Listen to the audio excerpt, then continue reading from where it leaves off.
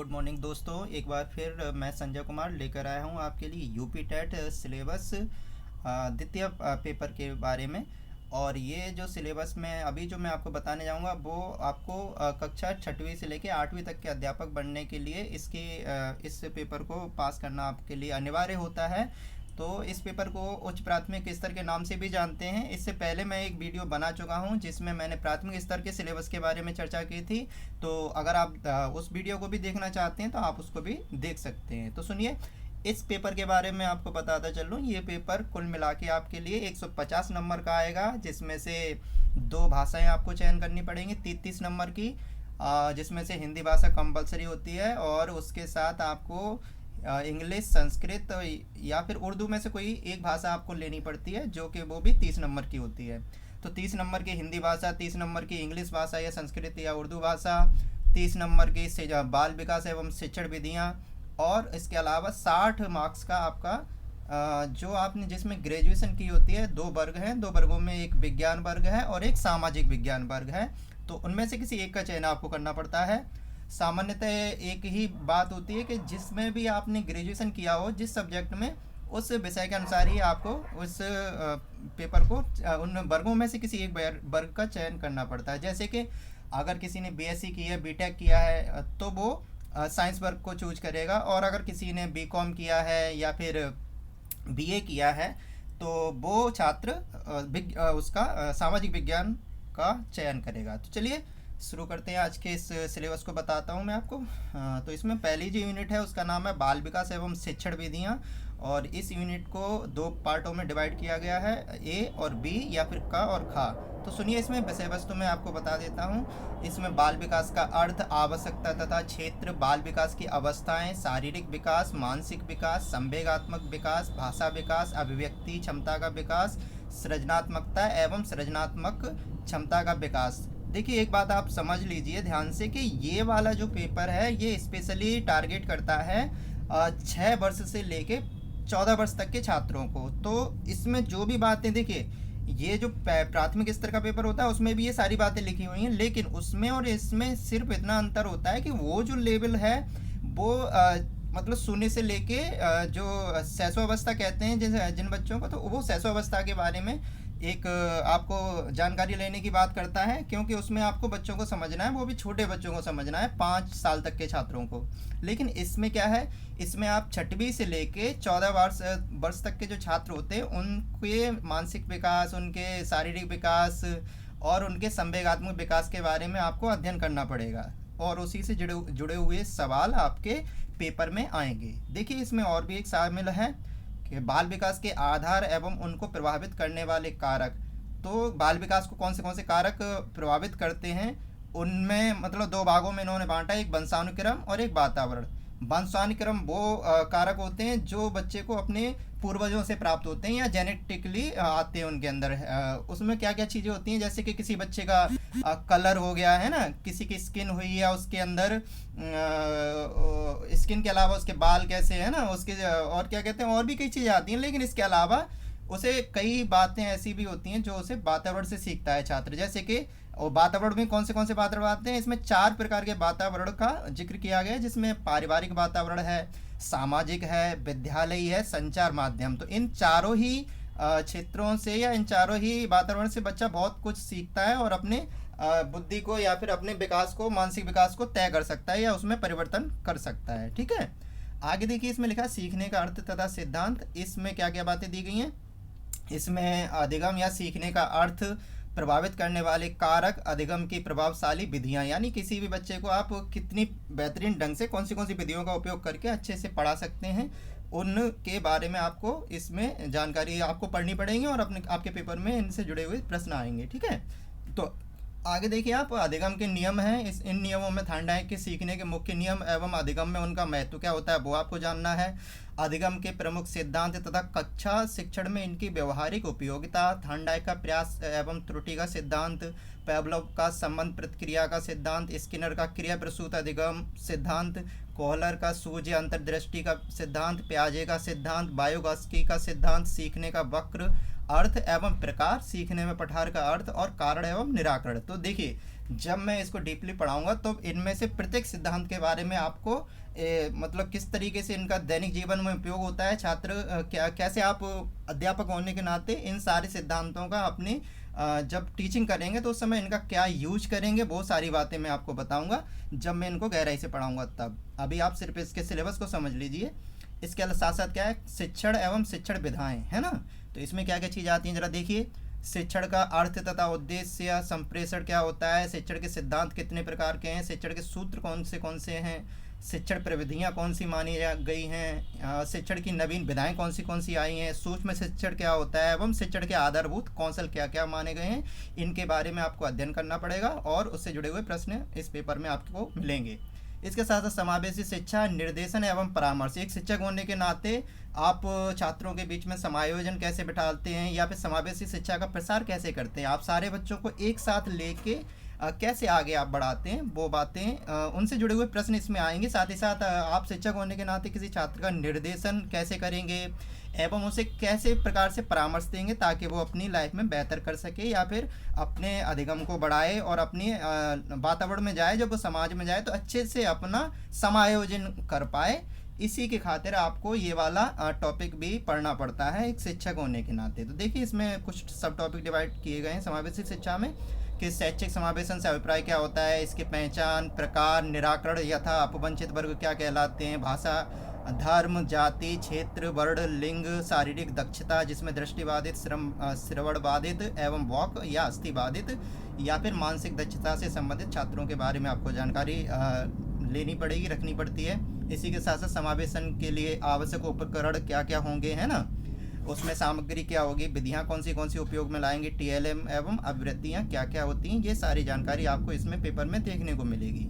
इसी के साथ साथ समावेशित बच्चों का अधिगम जांचने हेतु आवश्यक टूल्स कौन से होते हैं एवं उनसे जुड़ी हुई कौन सी तकनीकी हैं वो भी आपको पढ़नी पड़ेंगी। साथ ही साथ समावेशित बच्चों के लिए विशेष शिक्षण विधियाँ जैसे कि ब्रेल लिपि होती है, मैंने आपको कल भी बताया था। ब्रेल लिपि जो लोग दृष्टिबाधित होते हैं, जो बच्चे देख नहीं सकते हैं, उनके लिए इस ब्रेल लिपि का मतलब निर्माण किया गया है और इसे बच्चे छूकर और उससे महसूस करके उसको पढ़ सकते हैं, अक्षरों को पहचानते हैं और वो अपने आप को समझते हैं, कई चीज़ें काम कर सकते हैं जो उनके लिए मतलब बिना ब्रेल लिपि के करना मुश्किल हो सकता था, लेकिन इस ब्रेल लिपि का उपयोग करके वो अपना बेहतर जीवन जी सकते हैं। आगे देखिए समावेशी बच्चों हेतु निर्देशन एवं परामर्श क्या क्या होते हैं, इसमें इन चीज़ों के अर्थ, उद्देश्य, प्रकार, विधियाँ, आवश्यकता एवं क्षेत्र के बारे में आप अध्ययन करेंगे।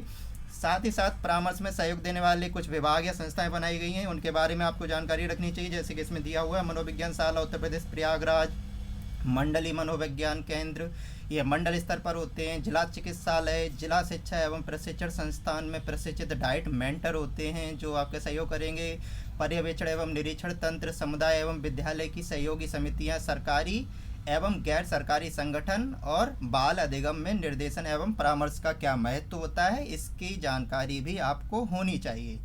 अब इसमें पार्ट 2 है जिसमें लिखा है अध्ययन और अध्यापन। तो इसमें क्या क्या चीज़ें देखिए, बालक किस प्रकार सोचते और सीखते हैं, बालक विद्यालय प्रदर्शन में सफलता प्राप्त करने में कैसे और क्यों असफल होते हैं, शिक्षण और अधिगम की बुनियादी प्रक्रियाएं कौन सी हैं, बालकों की अध्ययन कार्य नीतियाँ, सामाजिक क्रियाकलाप के रूप में अधिगम के सामाजिक संदर्भ, एक समस्या समाधान करता और एक वैज्ञानिक अन्वेषक के रूप में बालक। देखिए इसमें होता क्या है, छात्र को हम लोग ऐसा समझ के चलते हैं कि वो एक समस्या का समाधान करता भी हो सकता है और छात्र के अंदर एक वैज्ञानिक अन्वेषक का रोल भी होता है। वैज्ञानिक अन्वेषक क्या होता है, बच्चा एक कोई भी नई चीज़ को सीखने का जिज्ञासु होता है और उसे वैज्ञानिक तरीके से हल भी कर सकता है। तो ये सारी बातें हम एक शिक्षक होने के नाते आपको ये जानकारी होनी चाहिए। साथ ही साथ देखिए बालकों में अधिगम की वैकल्पिक संकल्पना क्या होती है, अधिगम प्रक्रिया में महत्वपूर्ण चरणों के रूप में बालकों की त्रुटियों को समझना, बोध और संवेदनाएं, प्रेरणा और अधिगम में योगदान देने वाले कारक जिनमें निजी एवं पर्यावरणीय कारक शामिल हैं।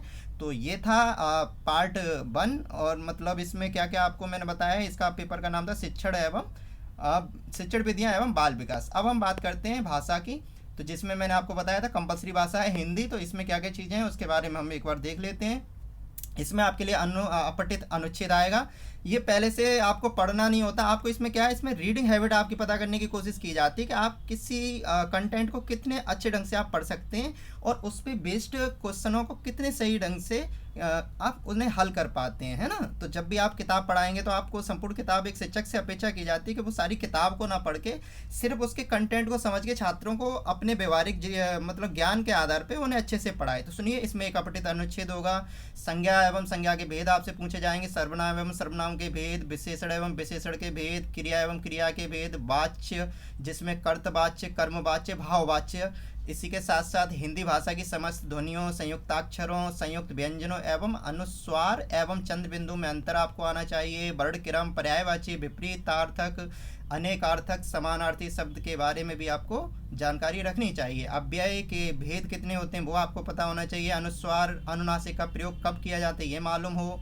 र के विभिन्न रूपों का प्रयोग कब कब किया जाता है ये आपको मालूम होना चाहिए। वाक्य निर्माण जैसे कि सरल वाक्य, संयुक्त एवं मिश्रित वाक्य, साथ ही साथ विराम चिन्हों की पहचान एवं उनके उपयोग, वचन, लिंग एवं काल का प्रयोग, तत्सम, तद्भव, देशज एवं विदेशी शब्द, उपसर्ग एवं प्रत्यय शब्द, युग्म, समास और समास विग्रह एवं समास के भेद। इसके साथ साथ मुहावरे एवं लोकोक्तियाँ, क्रिया, क्रिया में सकर्मक एवं अकर्मक क्रिया, संधि एवं संधि के भेद, इन संधियों में स्वर संधि, व्यंजन एवं विसर्ग संधियाँ, साथ ही साथ अलंकार, अलंकार में अनुप्रास अलंकार, यमक अलंकार, श्लेष, उपमा, रूपक, उत्प्रेक्षा, अतिशयोक्ति अलंकार के बारे में आपको जानकारी होनी चाहिए और इससे जुड़े हुए प्रश्न आपके पेपर में जरूर आएंगे। ठीक है, आगे देखिए इसका पार्ट 2 में भाषा विकास का अध्ययन, मतलब भाषा को आप कैसे आप आगे बढ़ा सकते हैं उनके बारे में आपको यहाँ पे मतलब इस पेपर इसका एक पार्ट होता है उसमें आपको ये भी बताना पड़ेगा। ठीक है, तो इसमें अधिगम अर्जन, भाषा अध्यापन के सिद्धांत कौन से हैं, सुनने और बोलने की भूमिका क्या होती है, भाषा का कार्य तथा बालक इसे किस प्रकार एक उपकरण के रूप में प्रयोग करते हैं।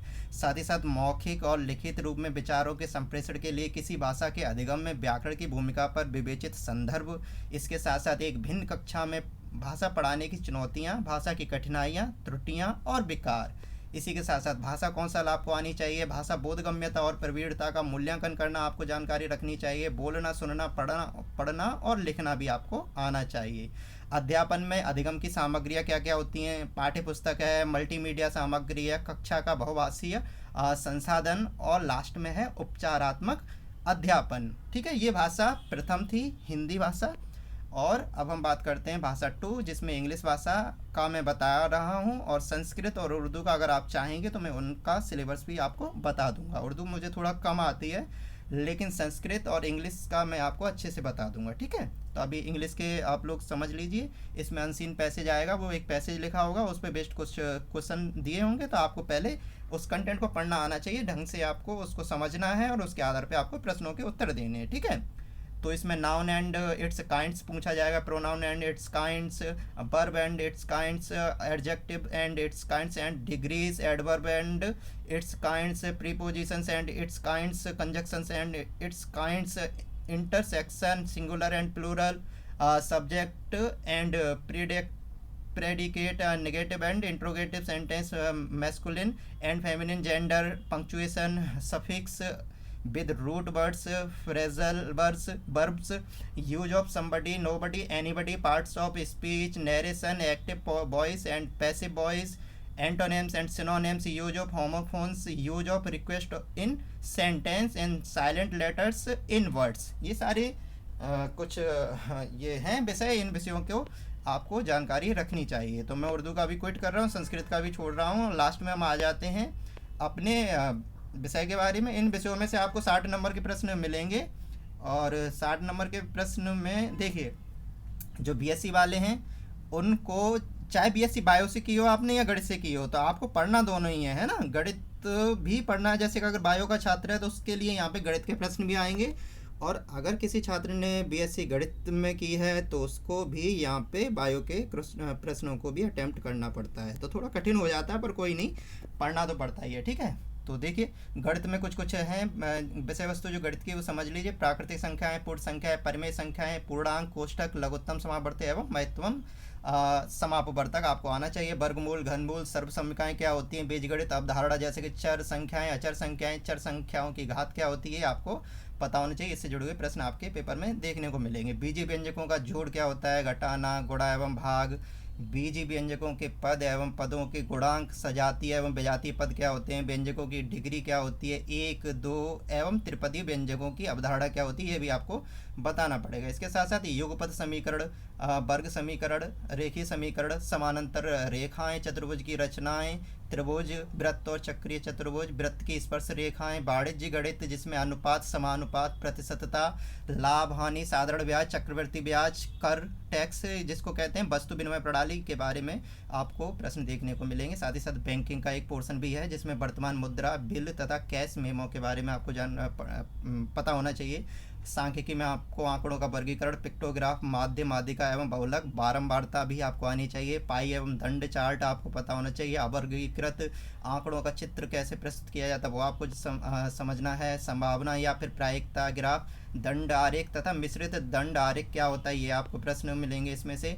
कार्तीय तल, क्षेत्रमिति जिसे मेंसुरेशन के नाम से भी जानते हैं, और साथ ही साथ घातांक, ये सारे आपको गणित के पोर्शन हैं। इसके साथ साथ अध्यापन संबंधी मुद्दे हैं गणित से संबंधित हैं, जिसमें क्या क्या आएगा, गणितीय तार्किक चिंतन की प्रकृति कैसी होती है, पाठ्यचर्या में गणित का स्थान क्या है, गणित की भाषा कैसी होनी चाहिए, सामुदायिक गणित क्या होता है, मूल्यांकन कैसे किया जाता है गणित में, उपचारात्मक शिक्षण कैसे दिया जाएगा गणित में, अगर कोई छात्र अगर कमजोर है गणित में तो उसका उपचार कैसे करेंगे, और शिक्षण की समस्याएं कौन सी ऐसी समस्याएं जो आपको गणित पढ़ाते समय आपके सामने आती हैं, तो आपको ये जानकारी और इससे जुड़े हुए प्रश्न आपको पेपर में देखने को मिलेंगे। साथ ही साथ विज्ञान में देखिए बायोलॉजी भी होगी, केमिस्ट्री होगी और फिजिक्स होगी। जरा देख लीजिए, पढ़ते हैं हम लोग। इसके विषय वस्तु में क्या क्या चीज़ें दे रखी हैं। दैनिक जीवन में विज्ञान का महत्व क्या होता है, महत्वपूर्ण खोज कौन सी हुई थी अभी तक, महत्व मानव विज्ञान एवं प्रौद्योगिकी।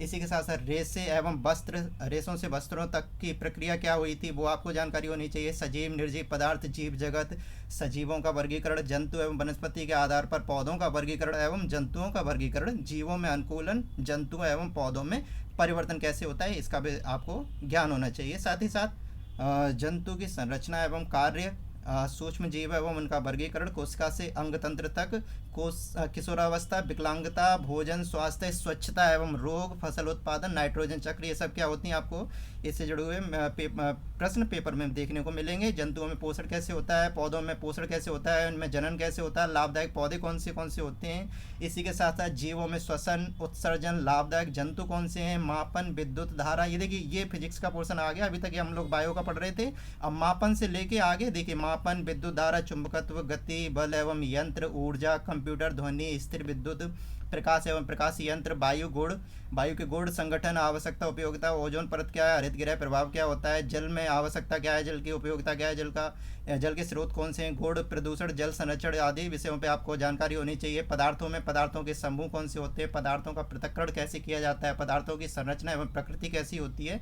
इससे जुड़े हुए प्रश्न आपको पेपर में मिलेंगे। इसी के साथ साथ पास पड़ोस में होने वाले परिवर्तन, भौतिक एवं रासायनिक परिवर्तन क्या होते हैं, इसके बारे में भी आपको नॉलेज होनी चाहिए।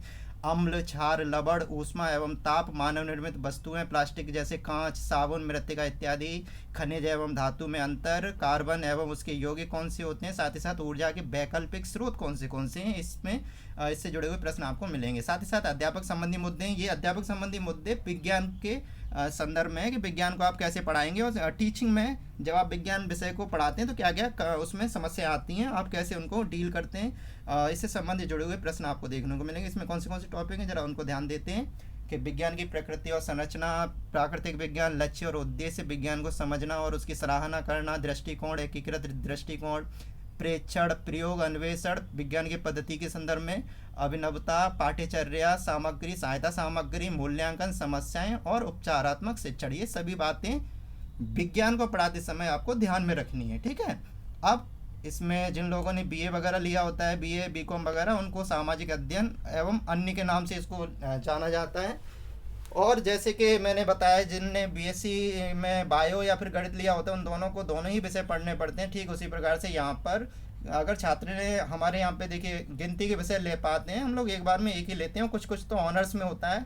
तो ऑनर्स वाला जैसे एक विषय से अगर उसने ग्रेजुएशन कंप्लीट किया है, लेकिन उसको पढ़ना आपको समस्त चीज़ें पढ़ती हैं, और इसमें देखिए क्या क्या चीज़ें आती हैं। तो इसमें विषय वस्तु देखिए, इसमें इतिहास है, इतिहास में इतिहास जानने के स्रोत कौन से हैं, पाषाणकालीन संस्कृति, ताम्र पाषाणिक संस्कृति, वैदिक संस्कृति, 6ठी शताब्दी ईसा पूर्व का भारत कैसा है वो, भारत के प्रारंभिक राज्य, भारत में मौर्य साम्राज्य की स्थापना, मौर्योत्तरकालीन भारत, गुप्त काल, राजपूत कालीन भारत, पुष्यभूति वंश, दक्षिण भारत के राज्यों के बारे में आपको जानकारी होनी चाहिए। इसी के साथ साथ इस्लाम का भारत में आगमन, दिल्ली सल्तनत की स्थापना, विस्तार, विघटन, है ना, मुगल साम्राज्य संस्कृति पतन, यूरोपीय शक्तियों का भारत में आगमन एवं अंग्रेजी राज्य की स्थापना, भारत में कंपनी राज्य का विस्तार, भारत में नवजागरण, भारत में राष्ट्रवाद का उदय, स्वाधीनता आंदोलन, स्वतंत्रता प्राप्ति, भारत विभाजन और स्वतंत्र भारत के समय सामने क्या क्या चुनौतियां हैं, इनसे जुड़े हुए प्रश्न आपको देखने को मिलेंगे पेपर में। ठीक है, इसी के साथ साथ आपको नागरिक शास्त्र विषय भी पढ़ना पड़ता है, और इसमें देखिए कौन से टॉपिक रखे इन्होंने।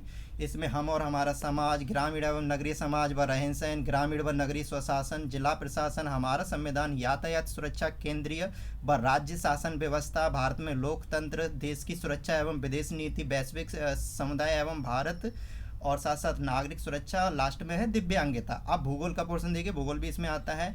इसमें क्या क्या है, सौर मंडल में पृथ्वी, ग्लोब, पृथ्वी पर स्थानों का निर्धारण कैसे किया जाता है, पृथ्वी की गतियां कौन सी है, सब आपको पता होना चाहिए। साथ ही साथ मानचित्रण में पृथ्वी के 4 परिमंडल, जिसमें स्थल मंडल, पृथ्वी की संरचना, पृथ्वी के प्रमुख स्थल रूप आदि के विषय में आपको ज्ञान होना चाहिए। साथ ही साथ विश्व में भारत का भौतिक स्वरूप, मृदा, वनस्पति एवं वन्य जीव, भारत की जलवायु, भारत के आर्थिक संसाधन, यातायात, व्यापार एवं संचार के विषय में आपको नॉलेज होनी चाहिए। साथ ही साथ उत्तर प्रदेश के बारे में आपको विशेष ज्ञान होना चाहिए, जिसमें क्या क्या चीज़ें हैं उत्तर प्रदेश में, भारत में उत्तर प्रदेश का क्या स्थान है, यहाँ के राजनीतिक विभाग कौन से हैं, जलवायु कैसी है उत्तर प्रदेश की, मृदा कैसी है, वनस्पति एवं वन्य जीव, कृषि, खनिज, उद्योग धंधे, जनसंख्या एवं नगरीकरण, ये उत्तर प्रदेश के विषय में आपको गहराई से जानकारी होनी चाहिए। साथ ही साथ धरातल के रूप में बदलने वाले कारक कौन से होते हैं, जिसमें आंतरिक एवं बाह्य कारक के बारे में आपको जानकारी रखनी है। वायुमंडल एवं जलमंडल, संसार के प्रमुख प्राकृतिक प्रदेश एवं जनजीवन, खनिज संसाधन, उद्योग धंधे, आपदा एवं आपदा प्रबंधन, ये सारे विषय थे भूगोल के। अब भूगोल के बाद आपको पर्यावरणीय अध्ययन भी होता है इसमें। कुल मिला के देखिए सारे विषय ही होते हैं जितना हम जीके के नाम से जानते हैं, बस विज्ञान को यहाँ पे थोड़ा ड्रॉप करते हैं, लेकिन ये पर्यावरण में विज्ञान भी उसमें जुड़ ही जाता है। देखिए कैसे जुड़ता है इसमें, देखिए ध्यान से समझें। पर्यावरणीय अध्ययन के अंतर्गत आपको पर्यावरण, प्राकृतिक संसाधन एवं उनकी उपयोगिता, प्राकृतिक संतुलन, संसाधनों का उपयोग, जनसंख्या वृद्धि का पर्यावरण पर प्रभाव, पर्यावरण प्रदूषण क्या है, अपशिष्ट प्रबंधन कैसे किया जाए, आपदाएं, पर्यावरणविद, पर्यावरण के क्षेत्र में पुरस्कार, पर्यावरण दिवस, पर्यावरण कैलेंडर, ये सारी जानकारी आपको रखनी चाहिए। इसके साथ साथ आपको गृह शिल्प, गृह विज्ञान से जुड़े हुए प्रश्न भी इसमें देखने को मिलेंगे। तो कुछ छात्र ऐसे हों जिन्होंने ग्रेजुएशन में सिर्फ इतिहास और क्या नाम है भूगोल लेके और कोई एक भाषा ली हो, या फिर इकोनॉमिक्स से आपने कर लिया, तो ऐसा ना सोचे कि आपको गृह विज्ञान के सवाल नहीं मिलेंगे। तो आपको गृह विज्ञान के सवाल भी कुछ ना कुछ उसमें जरूर आएंगे। तो देखिए उसमें कौन से टॉपिक रखते हैं, उसमें स्वास्थ्य एवं स्वच्छता है, पोषण, रोग एवं उनसे बचने के उपाय, प्राथमिक उपचार, खाद्य पदार्थों का संरक्षण, है ना, इसके साथ साथ प्रदूषण, पाचन संबंधी रोग एवं सामान्य बीमारियां, गृह प्रबंधन, सिलाई कला, धुलाई कला, पाक कला, बुनाई कला एवं कढ़ाई कला, ये सारी जानकारी आपको होनी चाहिए। तो देखिए यहाँ पे गृह प्रबंधन में सिलाई कला मतलब सिलने से संबंधित, धुलाई कला धोने से संबंधित, पाक कला यानी खाना बनाने में आप कितने निपुण हैं, बुनाई कला बुनने में आप कितने अच्छे काम करते हैं, कढ़ाई कला कढ़ाई में कोई चीज़ काटना है, ये कोई स्पेशली बर्तन तलने वाली कढ़ाई नहीं है, सब्जी नहीं बनानी है आपको, ये काटना है, ठीक है। कोई स्पेशल ड्राइंग या मतलब ड्राइंग नहीं, इसको आप ऐसा मान के चलिए कि कपड़े के ऊपर जो कढ़ाई की जाती है, गर्ल्स अच्छे से जानती होंगे इस बात को, तो वो बात है, या कढ़ाई कितनी बेहतर से करते हैं वो जानकारी आपको होनी चाहिए। साथ ही साथ इसमें जो है, इसमें शारीरिक शिक्षा एवं खेल से संबंधित प्रश्न आएंगे, जिसमें क्या क्या आएगा, शारीरिक शिक्षा, व्यायाम, योग एवं प्राणायाम, मार्चिंग, राष्ट्रीय खेल एवं पुरस्कार, छोटे एवं मनोरंजनात्मक खेल, अंतर्राष्ट्रीय खेल और हमारा भोजन, प्राथमिक चिकित्सा, नशीले पदार्थों के दुष्परिणाम एवं उनसे बचाव का उपाय, खेलकूद, खेल प्रबंधन एवं नियोजन का महत्व। अब आप सोच रहे होंगे सर ये सारी बातें इस पेपर में पूछी क्यों जा रही हैं, तो देखिए आप एक शिक्षक बनने जा रहे हैं, मतलब शिक्षक का पूरा दायित्व तो बनता है कि वो बच्चों को इन सब बातों का से दूर रखे, या मान लीजिए नशीले पदार्थों के दुष्परिणाम इनसे बचाव। ये अगर शिक्षक खुद भी नहीं जानता होगा, या शिक्षक खुद इन चीज़ों का उपयोग करेगा, तो वो छात्रों को कैसे उनसे दूर रख पाएगा। तो ठीक उन्हें अच्छा सा उन्हें समझाने के लिए, और बच्चे को जैसे आप देखो यहाँ पे प्राथमिक चिकित्सा लेगी, अभी कभी आप खिला रहे हो, बच्चों को खेल खिला रहे हो, अचानक से किसी बच्चा गिर जाता है, उसके चोट लग जाती है, तो प्राथमिक चिकित्सा के बारे में अगर आपने कभी पढ़ा होगा तो जाहिर सी बात है कि आप उसको उस समय फर्स्ट एड आप दे के उसका थोड़ा सा उसको कुछ समय का प्रबंध कर सकते हैं, लास्ट में आप उसे हॉस्पिटल तक ले जा सकते हैं, ठीक है। तो इसी के कारण आपको इन सब बातों का ज्ञान होना जरूरी होता है, ठीक है। इसके बाद देखिए संगीत संगीत है। अब आप बोलोगे सर संगीत में क्या, तो यहाँ पे कोई संगीत का स्पेशल आपको तबला बजा के या फिर हारमोनियम बजा के स्पेशल आपको दिखाना नहीं है। आपको करना क्या है, सिर्फ संगीत का बेसिक ज्ञान होना चाहिए, है ना। अब किसी ने देखिए बीए किया हो, बीए में किसी ने संगीत ले रखा है, तो बेचारा वो तो गया, उसके लिए तो एक भी प्रश्न नहीं आएगा, है ना। उसके लिए तो एक्स्ट्रा मेहनत पड़ जाएगी, और आपके लिए क्या है, आपको थोड़ा सा संगीत सीखना पड़ेगा। तो कोई नहीं, आप सीख सकते हैं, काफ़ी बुक्स अवेलेबल है, और इतना नहीं है, इसका ऊपरी ज्ञान आपके लिए पूछा जाता है। देखिए इसमें क्या क्या आना है, स्वर ज्ञान होना चाहिए, सारे का मैं पता नहीं सा आपको पता होगा, राग परिचय कौन से होते हैं, है ना। संगीत में लय एवं ताल का ज्ञान होना चाहिए, तीव्र मध्यम वाले राग कौन से होते हैं ये पता हो, वंदना गीत क्या होता है, झंडा गान क्या है, देश गान, देश गीत, भजन, वन संरक्षण, वृक्षारोपण, क्रियात्मक गीत, है ना। तो अब देखिए क्या है, इससे आपको ये सारी जानकारी होनी चाहिए, ताकि तभी आप एक अच्छे शिक्षक बन पाएंगे, ठीक है। अब लिखा है इसमें उद्यान एवं फल संरक्षण। देखिए ये भूगोल से कुछ कुछ जुड़ा हुआ है, और पर्यावरण का एक पार्ट सा लग रहा है। देखिए ध्यान से इसमें क्या क्या पोर्शन है, देखो यहाँ पे इसमें मिट्टी, मृदा का गठन, भू परिष्करण है, यंत्र, बीज, खाद, उर्वरक, सिंचाई के यंत्र, बाग लगाना, विद्यालय वाटिका कैसे बना सकते हैं, झाड़ी एवं लताएं, शोभा वाले पौधे कौन से होते हैं, है ना, मौसमी फूल की खेती, फलों की खेती, साग वाटिका, सब्जियों की खेती, प्रवर्धन, कायिक प्रबंधन, फल परीक्षण, फल संरक्षण जैसे कि जैम, जेली, सॉस, अचार बनाना, जलवायु विज्ञान, फसल चक्र के बारे में आपको ज्ञान होना चाहिए। अब अंत में देखिए सामाजिक विज्ञान से जुड़े हुए अध्यापन संबंधी मुद्दों के बारे में यहाँ पे चर्चा की जा रही है। ये क्या होता है, सामाजिक विज्ञान की पेडागोगी है, और ऐसी करके विज्ञान की पेडागोगी मैंने इससे पूर्व में पहले बताया है ना। तो अभी देखिए सामाजिक संबंधी मुद्दों में क्या क्या आपको पूछा जाएगा कि सामाजिक अध्ययन की अवधारणा और पद्धति, इसमें क्या क्या है, कक्षा की प्रक्रियाएं, क्रियाकलाप और व्याख्यान है, विवेचित चिंतन का विकास करना, पूछताछ, अनुभवजन्य साक्ष्य, सामाजिक विज्ञान, सामाजिक अध्ययन, पढ़ाने की समस्याएं क्या क्या आती हैं आपके सामने, प्रोजेक्ट कार्य क्या होता है ना, या सामाजिक विज्ञान में कौन से प्रोजेक्ट कार्य आप दे सकते हैं, इसी के साथ साथ उसका मूल्यांकन कैसे किया जा सकता है ना।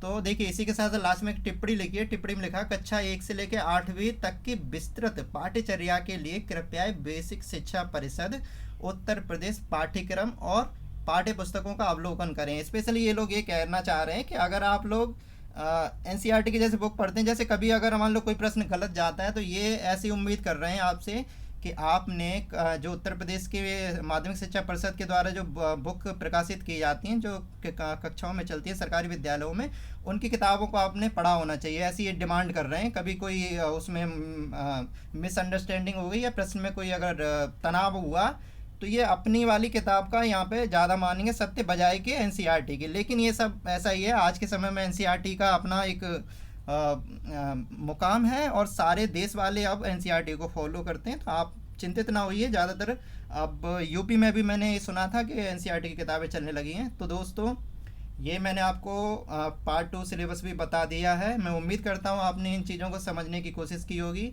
मैं इसके जो पीडीएफ की जो लिंक है वो मैं डिस्क्रिप्शन में डाल दूँगा, आप वहाँ से इसको डाउनलोड कर लेना पूरे सिलेबस को, और सिलेबस का सही से आप अध्ययन कीजिए। अगर किसी प्रकार का कोई डाउट है आपके मन में, या कोई नहीं समझ में आ रहा कोई टॉपिक, तो आप कमेंट में उस टॉपिक को लिख दीजिए। और मेरे पास देखिए अभी कोई ज़्यादा व्यवस्थाएं नहीं है, मैं सिर्फ ईयरफोन का उपयोग करके और सिंपल अपने मोबाइल से इस वीडियो को बना रहा हूँ। तो कुछ कमियां हो सकती हैं इस वीडियो में, तो कृपया करके उन्हें आप नज़रअंदाज कीजिए। और अगर आपको ठीक लगता है वीडियो तो लाइक कीजिए, सब्सक्राइब कीजिए, और कमेंट करके मुझे बताएं, और अपने दोस्तों के साथ शेयर कीजिए। और जो भी आपके टॉपिक रहेंगे उन टॉपिकों का मैं समाधान करने का प्रयास करूँगा। और कुछ समय के बाद मैं इसमें टेस्ट सीरीज़ भी जोड़ूंगा। और मैं आपसे भी जानना चाहता हूं कि आपकी क्या क्या इच्छाएं हैं, आप क्या क्या चाहते हैं इन पेपरों में। और मैं जब भी समय निकालूंगा, मेरे पास और भी काम होते हैं, मैं खुद भी अभी एक पढ़ाई कर रहा हूं, मैं बताऊंगा किसी दिन अपने बारे में आपको। तो उस वीडियो में मैं आपको एक ऐसा वीडियो ही बनाऊंगा जिसमें मैं अबाउट मी के बारे में बताऊंगा। तो दोस्तों थैंक यू सो मच, आप पढ़िए और आगे बढ़िए, और भगवान करे आप अच्छे से सफलता प्राप्त करें और सभी लोग शिक्षक बने, और मुझे इससे बहुत खुशी होगी। ठीक है, थैंक यू बच्चों, थैंक यू सो मच।